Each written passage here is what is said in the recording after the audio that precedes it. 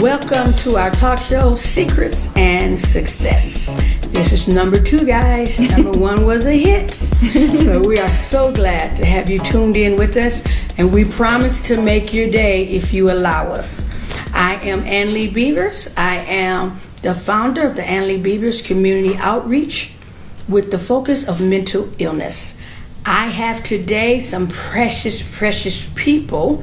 I have Irene Tolliver, who I handpicked up out of a school, so you guys be careful on how you talk, because we're going to have some red buttons. Yeah, and our intermission, she was like, she's already getting wound up, you guys. So. And we have an awesome therapist. I'll say therapist, but she'll introduce herself.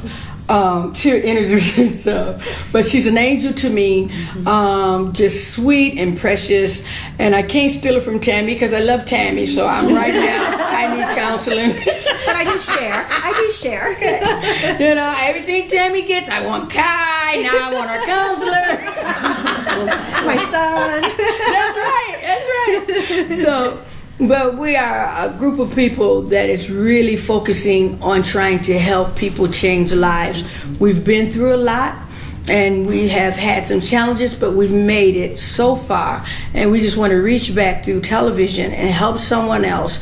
Maybe you want to write in, you can email us at anniebeavers.aw66@gmail.com.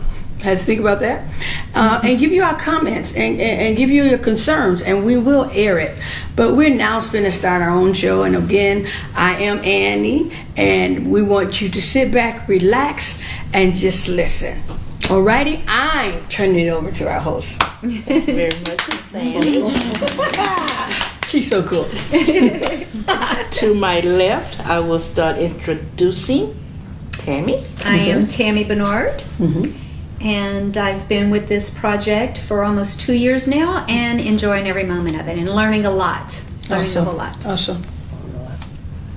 And I'm Rita Page. I have joined the project, I guess it's been maybe, well, I really didn't join in until after the first one was over. So I'm brand spanking new. And I have a story to tell. And I'm glad to be here. Okay. I'm Paulette Lee. I'm kind of consultant on the project. I think I'm the newest. I am a psychotherapist in the area, and my specialty is working with adults who experienced some kind of trauma or abuse or neglect as children, and how that affects us in our adult lives, how we overcome the problems that come with that. And the other piece I bring is my own childhood experiences that brought me to this place. So I kind of share that with the rest of the group as well. Awesome. I'm Emma Gunter, and I have experienced some marital abuse. I work in transportation, and so I look forward to getting my story out. Okay. My name is Patricia Williams. I work for the hospital as an insurance pre-certification specialist.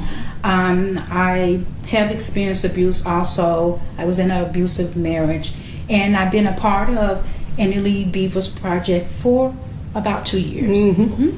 She's cool. Okay. Very well, thank you. Since we have 2 brand spanking new cast members, I'm going to start with Miss Rita. Okay. Miss Hey, Rita. that's okay. You told us a few minutes ago that you had a story to tell. I do. I'm gonna let you tell your story. Thank you so much. I first want to start out by saying that this story stayed a secret for some 30 years. I was abused as a child from age 5 to age 8 by first cousin. Now we were poor. I was brought up with a single mother and 3 brothers, and my mother had to work every day, and she worked 3 and 4 jobs, whatever she could get. She had a 6th grade education, so there was, she did what she had to do. And the cousin that was physically abusing me was 18, and I just got to say, God is a mighty God. Because for years, I blocked that. I pushed it to the back of my mind. Yes.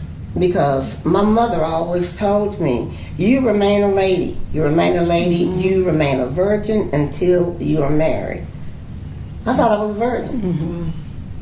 I honestly thought I was a virgin. And We are created to push that stuff back. yeah, okay. Right. And so when I married my husband now, of 44 years, I thought that I was. He probably knew I wasn't, but anyway, the thing that was most hurtful, it was all terrible. It was all horrible. But the thing that really got next to me was my husband and I were married about 13 years, and we hadn't had any children, and we both wanted children because we love us some babies. And so I went to the doctor. There's nothing wrong with John. I went to the doctor, and they found out that my cousin, when he raped me during all of that time, he had syphilis. And it wasn't diagnosed. I mean, we didn't have a chance to go to the doctor, and I didn't know. So all of my ovaries were gone, were shot. Wow. And I never had the experience of natural childbirth. That, and it took me to where I am now, to where I can even talk about that. But as God so had it, I still have a beautiful son. We have a beautiful son. He's 32 years old. He was handpicked for us, and we got him at 6 months old.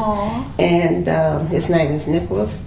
But child abuse, physical abuse is something that I just, when it comes to it, I shiver. I didn't tell anybody. I didn't share it with anybody because I was told by my cousin, you tell anybody and I'm going to kill your mother. I'm going to kill you. I'm going to kill your family. And me being just a baby, because 8 years old, You believe them. I believed it. And I knew not to tell my mom because I didn't want a dead cousin. Really? So, I mean, that was one of the things. And so I grew up with that. I didn't realize why I have such anger within me. I felt like I was betrayed, married the most wonderful man on the face of God's green earth. But depression, you talk about depression, oh my God. When I knew how bad my depression was when I had a bottle of pills and I was going to take them. And I looked in the mirror and I said, girl, you black. Black people really don't kill themselves. I didn't know that. I didn't get that memo. I didn't get that memo either. I really didn't know that. Yeah, no. I'd always heard of suicide guys, but they were never black.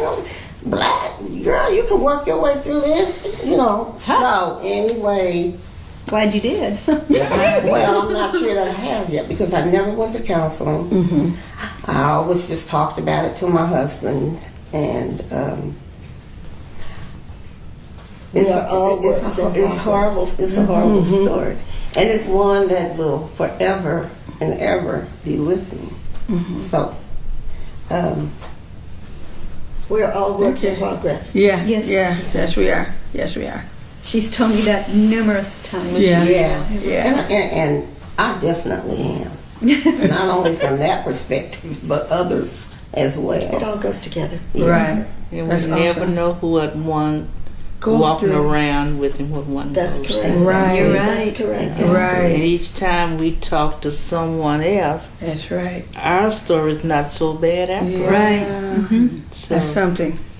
you're a blessing. That's right. Thank you for sharing that. I just want to ask you one other thing. After turning yourself around, which we're going to say you turn yourself around, because you do have a 32-year-old son, and that you're happy with, and I just believe he's not happy with you and your husband. Oh, Two he wonderful is. people. Yeah. That's what I'm I'm saying. his mommy. So- Yeah. Is there anything that you still struggle with? And I As- think, yeah. As far as As the far as abuse, the abuse, yes. yeah, sometimes, not very often. Great. Oftentimes, you know, I just praise God that I'm here and well enough to be able to communicate and do it well.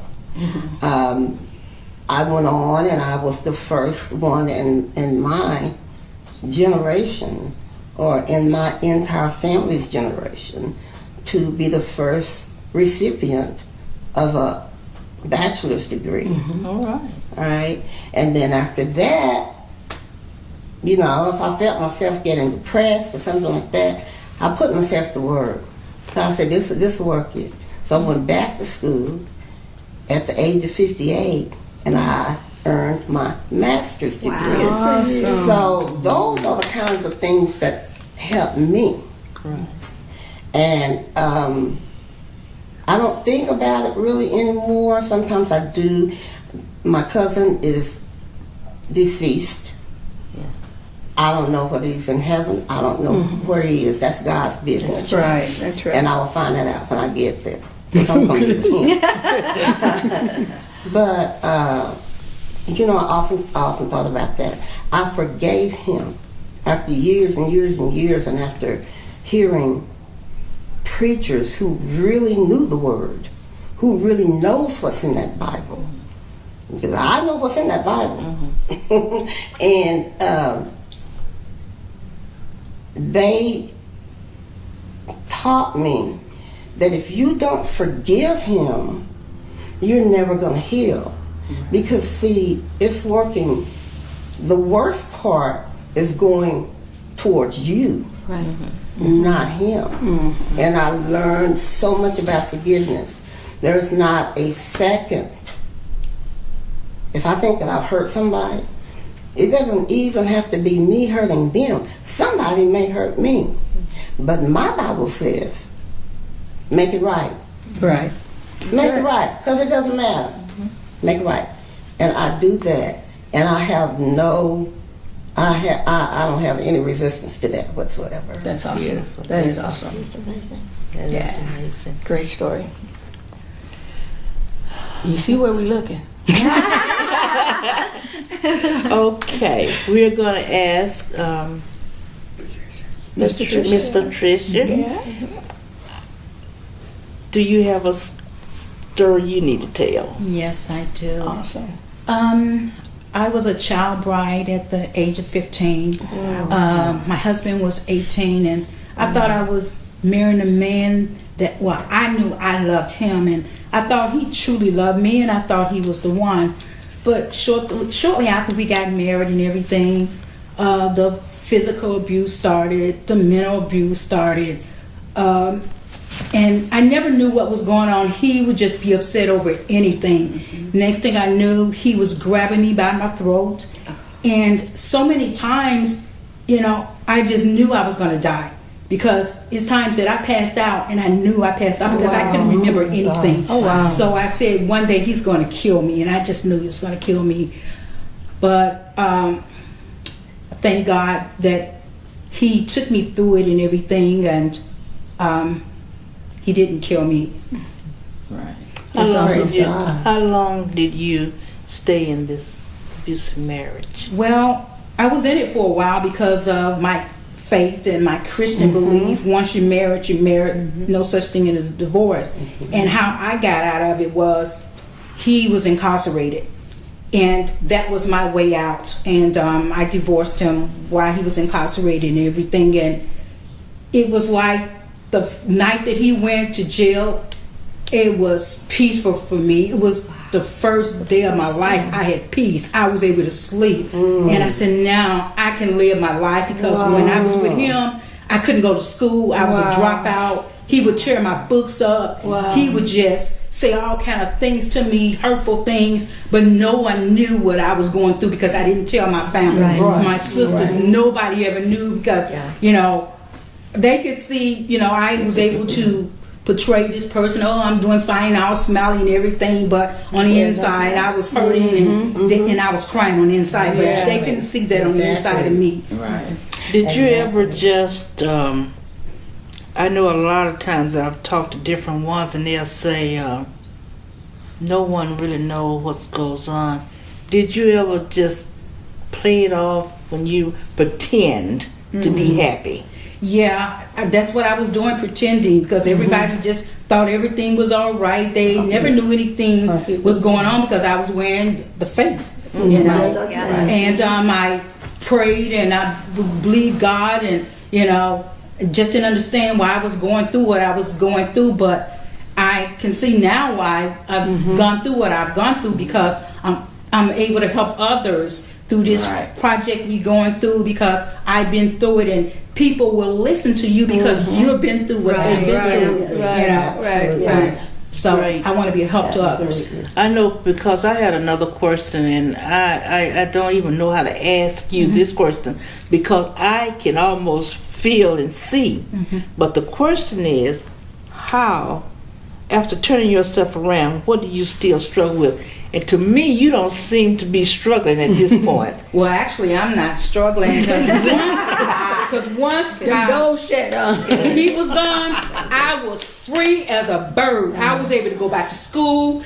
I went and got my diploma. Then I went to college and I got my associate's degree in secretary administration. I recently graduated from broadcasting school, so I am living my life. And I'm happy. I can tell. That's why I sat here to ask you that question. I want to just scratch this. But anyway, I'm just so happy to know and to see where you've progressed, because there are people that don't. And just like I was heard say a few minutes ago, we talk about doing things and can't do it. I look at some of these young people now, and of course I myself has been, I'm retired. I've been in education for like 41 years, and I have seen, spoken with ladies from all walks of life, and some of them say, well, I can't do that, I can't do this. But I remember myself being a single parent, having two little girls, working 2 or 3 jobs, because I wanted them to. I grew up with both my parents, but unfortunately, at that time, they didn't have their parents, their father. So I felt, and I tell anybody, young people now, that don't tell me that you can't do. And then after getting a degree, teaching school, during the school year, I would substitute. I would tutor in the afternoons. In the summer, I did summer day camp at the YMCA. So it was just like I was continuing to work. People say, "Oh, teachers don't work in the summer. Yes. Not. I worked in the summer. So I hate to hear young people say they can't do. Right. Yeah. Because you can. Yeah. But fortunately, I was blessed to marry a wonderful man that I've been married to for 35 years now. Praise God. Okay, I And- gotta ask Paulette something. Y'all are Okay. amazing. Now I'm a little jealous here. And this is my struggle. That's my question. What you struggling with right now? Okay. Because sometimes when I hear people, when I came to, we in the DFW, y'all. When I came to Texas, and I was in one of my counseling sessions. It was a group, and nobody had nothing on their background. I was like, oh my God, I'm the only one with a felony. How come I could not? How did I make that mistake? Because we was all going through something, but it seemed like everybody had made it without having any legal problems. And I'm just like, how? Then I want to say, well, maybe they was on drugs or something like that. And then I'm just kind of watching her. And it's just like, no, when them doors shut, I was able to do this, I wasn't. And so what took me so long to recover? I don't want to cry. I don't want to cry. But, what took me so long? Honey, it takes as long as it takes. And we're all different. And the story that you have today is different from any other story in life. And the story you have can touch people that the rest of us can't touch. Right. And sometimes I find that it just comes upon me. All of a sudden it's at the Right. front One of your my down mind. days. Yes, and I'm bawling, So that tells me that I haven't, even at this beautiful age, Yes. gotten You over haven't it. finished it. Yeah, but Yeah. I still talk Yeah. to my father about it. Sure. So I can help you with that. I got 3 grandbabies. They was over here and almost tore up that dining room. But Well, let me tell you, Miss Ann, Okay. I have a question that I want to ask you, and I had planned to ask you, says, why did you allow the abuse for yourself to go on for 20 years? But, we hadn't finished, Yes. but you do not, or did not allow it for your children. I felt like it was a little less than 20 years, because what I remember is saying at 16, it doesn't matter because of my religious beliefs. When you're a whore, and there was no one really, to my thing that I can think about, really cared. There was stories about me. They were going to pastor's study, and they were literally wanted to put me in a home. Literally, it came up for Ann to be put into a home because it kind of makes the church not look pretty good. Right. Which I addressed that with, loved ones and all of that. But, so it was easy to agree with them. Yeah, okay, I'm done. So the only thing I could do to solve the problems went to 16. So that was from 9 to 16. And then drinking bleach didn't work, swallowing pills didn't work. Wow. I got so addicted to trying to kill myself. It was spontaneous. I could be sitting at a red light and I would see a car going fast and I would literally run the red light. I have went over track. Girl, I was trying to get all of you. Oh my God. I'm not trying. I'm trying to be for real though. And so when I got, and I know you got 20 because that's when I had my first child at 20, and so then I had to say, okay, now you got a baby. So now you can't commit suicide. Because at 16, I was on the mission. Hey, whatever I could do, I don't buy pills today. It's in the play. We have plays, guys. I don't buy pills today because I thought I would spontaneously, the urge of dying was so bad until I thought I would do it spontaneously. And so literally at 20, and I can say I stopped at 20 because I had to make a choice. I had to say, okay, now you got a child. What are you going to do? And the first thing I was like, and it was like in my mind, like I really believe it was God. Okay, you want to die, but is there something else you can wake up and want? Is there something else you can wake up and want, or wake up and have? And I said, well, I would like to wake up and not be dumb, stupid, or ugly. But at that time, I felt like there was no way I could wake up. And then it says, I said, maybe I can wake up and make people like me. Get a way of making people like me. So I started talking about myself, joking about how stupid I was, and the laughter went long time, but it wasn't secure. It didn't help it. So I still felt that instant. And so then I turned around and I said, what I'll do is I'll make people like me. And I started ways of making people like me. And I said, how can I really make them really like me? I started buying things for people's children. And so every time that urge came, I would go buy people's things. And then after I bought people things, cash runs out. But I was addicted to, I like you, you're okay. And then they would say like, you're so stupid, but you're all right. And it was okay for me. Wow. It was okay for me. I had a lot of changing to do. But it was okay for me for that, because I was a part. They was talking to me, Right. And I remember I used to lie and say, what, so-and-so said they love me, and Right. Okay. Anyway, but anyway, let's go to another question. One of the things that when you asked her how she could not do it for herself, but she could do it for her children. My first husband was abusive in every way there was to be abusive, and I could not leave him for me. Because of the lessons I had learned from my home, my father, I could not leave him for me. But when I began to see the effects it was having on my children, and I knew I did not want for them what I had, I left him. I was able to leave him for their sake, not for mine. Yeah, great. That was great. That was great. I know that would make me stop trying to commit suicide. It was for my children, and so for my son. And after a while, but I still needed counseling, And so once he got here, it was just like a buddy system, but it took a long time. And I wind up, that addictive behavior wind up me in front of a judge getting theft by check on my record, but it also opened the door for counseling.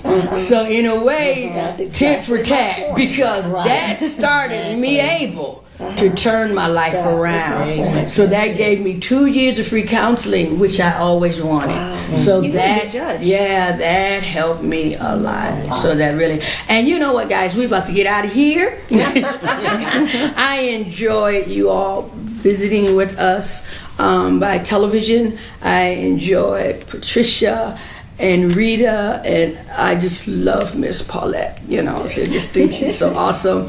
And we're gonna wear her out, guys. Y'all gonna see that seat empty. But I'm hoping that we're asking questions that might help you. If not, you can email us. You can follow us on Facebook. You can follow us on Twitter. And you can just go to annieleebeavers.org and put in comments, and we'll be glad to have you and answer your questions over the television airwaves. And we will see you again next week. Thank you. Everybody say bye.